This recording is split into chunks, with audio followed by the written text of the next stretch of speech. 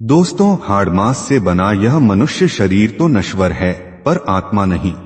मृत्यु के पश्चात शरीर तो जलकर राख हो जाता है, परंतु आत्मा की एक नई यात्रा शुरू होती है। एक शरीर को त्यागने और नए शरीर को धारण करने के बीच वो आत्मा कहाँ रहती है, किन किन लोकों का भ्रमण करती है और नया शरीर पाने में उसे कितना दिन लगता है। आज के वीडियो में हम इसी रहस्य पर चर्चा करेंगे तथा हिंदू धर्म ग्रंथों के अनुसार मृत्यु के बाद आत्मा के साथ जो कुछ भी होता है, आत्मा को कितने प्रकार के मार्गों से ले जाया जाता है और नए जन्म में कौन सी गति प्राप्त होती है, यह सब बताएंगे। दोस्तों, मनुष्य के जन्म से पहले और मृत्यु के बाद आत्मा कहाँ जाती है, क्या करती है, हर तरह के कष्ट जो आत्मा को सहना पड़ता है, आदि रहस्यों को गरुड़ पुराण में बताया गया है। गरुड़ पुराण के अनुसार जब व्यक्ति मरने लगता है तो उसे लेने के लिए 2 यमदूत आते हैं। शरीर त्यागने से पहले व्यक्ति इन्हीं यमदूतों को देखकर विचलित हो जाता है, परंतु आत्मा जब शरीर को त्याग देती है, उसके बाद यमदूतों द्वारा आत्मा को ले जाकर यमराज के सामने प्रस्तुत किया जाता है। पुराणों के अनुसार जब आत्मा शरीर को त्याग कर यात्रा प्रारंभ करती है तो इस दौरान उसे 3 प्रकार के मार्ग मिलते हैं। उस आत्मा को किस मार्ग पर ले जाया जाएगा, यह केवल उसके कर्मों पर निर्भर करता है। ये 3 मार्ग हैं अर्ची मार्ग, धूम मार्ग और उत्पत्ति विनाश मार्ग। पहला मार्ग है अर्ची मार्ग। यह मार्ग ब्रह्मलोक और देवलोक की यात्रा के लिए होता है, वहीं धूम मार्ग पितृलोक की यात्रा पर ले जाता है और उत्पत्ति विनाश मार्ग नरक की यात्रा के लिए है। आत्मा इन मार्गों से होते हुए यमपुरी पहुंचती है।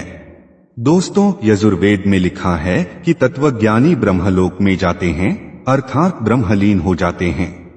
जो लोग तत्वज्ञानी नहीं होते, मरने के बाद उनकी आत्मा इन 3 मार्गों में से किसी एक मार्ग से होते हुए यमलोक जाती है। हालांकि किसी भी मार्ग से जाने वाली इन सभी आत्माओं को कुछ समय अलग अलग लोकों में रहने के बाद फिर से मृत्यु लोक में आना ही पड़ता है। अधिकतर आत्माओं को यहीं पर जन्म लेकर और फिर यहीं मरकर फिर से जन्म लेना होता है, परंतु नए जन्म से पहले इन आत्माओं को यमराज के सामने जीवन में किए गए अच्छे बुरे कर्मों का हिसाब देना पड़ता है। हिंदू धर्म ग्रंथों में लिखा है कि आत्मा 5 तरह के कोशों में रहती है।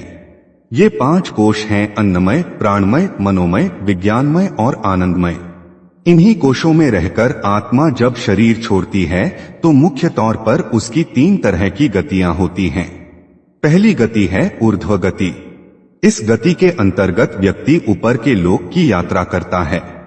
ऐसा वही व्यक्ति कर सकता है जिसने जागृत, स्वप्न और सुषुप्ति अवस्था में खुद को साक्षी भाव में रखा है या निरंतर भगवान की भक्ति की है। ऐसा व्यक्ति पितृ या देवयोनि के सुख भोग कर फिर से धरती पर जन्म लेता है। दूसरी गति है स्थिर गति। इस गति में व्यक्ति मरने के बाद ना तो ऊपर के लोक में जाता है और ना ही नीचे के लोक में, अर्थात उसे यही मृत्यु लोक में तुरंत ही जन्म लेना होता है। यहाँ पर सौभाग्य वाली बात यह है कि यह जन्म मनुष्य योनि का ही होता है। तीसरी गति है अधोगति। जिस व्यक्ति ने किसी भी प्रकार का पाप या नशा करके अपनी चेतना के स्तर को नीचे गिरा लिया है, वह नीचे के लोकों की यात्रा करता है। जिन आत्माओं को अधोगति मिलती है वह मृत्युलोक में रेंगने वाले कीड़े मकोड़े या गहरे जल में रहने वाले जीव जंतु के रूप में नया जीवन पाते हैं। जो आत्मा स्वर्ग पहुंचती हैं, वे देवताओं के जैसे शरीर प्राप्त करके अपने कर्मों का फल भोगती हैं।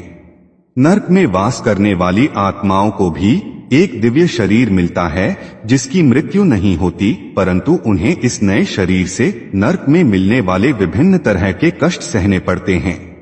स्वर्ग और नरक में गई हुई आत्माएं जब अपने कर्मफल का भोग कर लेती हैं तो उन्हें फिर से पृथ्वी लोक पर आकर पुनः जन्म मृत्यु के चक्र में उलझना पड़ता है। जो आत्माएं स्वर्ग से वापस आकर पृथ्वी लोक में जन्म लेती हैं, उन्हें मनुष्य योनि प्राप्त होती है, जबकि नरक से वापस आने वाली आत्मा को पशु पक्षी, पेड़ पौधे या अन्य योनियों में भटकना पड़ता है। जब व्यक्ति की मृत्यु होती है तो उसकी आत्मा को कुछ घंटे के लिए यमलोक ले जाया जाता है और 24 घंटे के अंदर ही आत्मा को वापस मृत शरीर के पास भेज दिया जाता है। आत्मा अपने पुराने शरीर और परिजन को छोड़कर जाना नहीं चाहती है, इसीलिए वो बार बार यही प्रयास करती है कि उसका पुराना शरीर उसे मिल जाए। यमफांस में बंधे होने के कारण आत्मा शरीर में वापस प्रवेश नहीं कर पाती। मृत व्यक्ति के निमित्त 10 दिन तक जो भी पिंड दान किए जाते हैं उससे आत्मा को एक नया शरीर प्राप्त होता है और 13वीं का पिंड ग्रहण करके मृत आत्मा यमलोक के मार्ग पर अग्रसर हो जाती है। गरुड़ पुराण में यमपुरी के इस रास्ते में वैतरणी नदी का उल्लेख मिलता है। वैतरणी नदी कई योजन लंबी, मलमूत्र और रक्त से भरी हुई है। इस नदी को पार करना बहुत कष्टकारी होता है। दोस्तों, आप सोच रहे होंगे कि इसे पार करने में हर आत्मा को एक सा कष्ट सहना पड़ता होगा, लेकिन ऐसा नहीं है। हर आत्मा को इन कठिनाइयों का सामना नहीं करना पड़ता। जी हाँ, हमारा मतलब अच्छे कर्म करने वाली उन आत्माओं से है जिन्हें यमलोक की यात्रा नहीं करनी पड़ती। ऐसी आत्माओं के लिए एक विमान आता है जिसमें बैठकर वह विष्णु लोक यानी बैकुंठ धाम चली जाती है। माना जाता है जिन्हें विष्णुलोक में रहने की अनुमति मिल जाती है उन्हें दोबारा जन्म लेने की आवश्यकता नहीं पड़ती, अर्थात उन्हें मोक्ष की प्राप्ति होती है।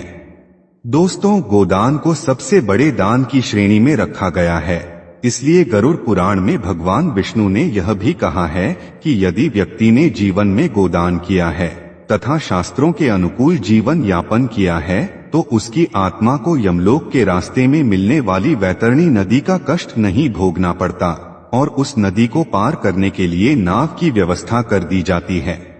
इसके विपरीत पापी आत्माएं जिन्होंने गोदान भी नहीं किया होता, इस नदी में वे डूबती रहती हैं और यमदूत उन्हें धक्का देकर बहुत कष्ट देते हैं। हिंदू धर्म ग्रंथों के अनुसार इस मृत्युलोक में कुल मिलाकर 84 लाख योनियां बताई गई है।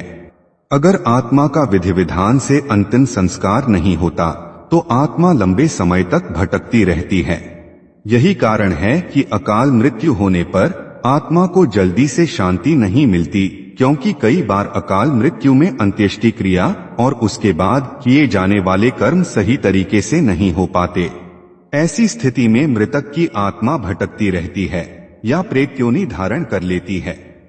कर्मों के अनुसार अनेक योनियों में जन्म लेने के बाद फिर उन्हें सकाम कर्म एवं मोक्ष प्राप्त करने के लिए मानव शरीर प्राप्त होता है।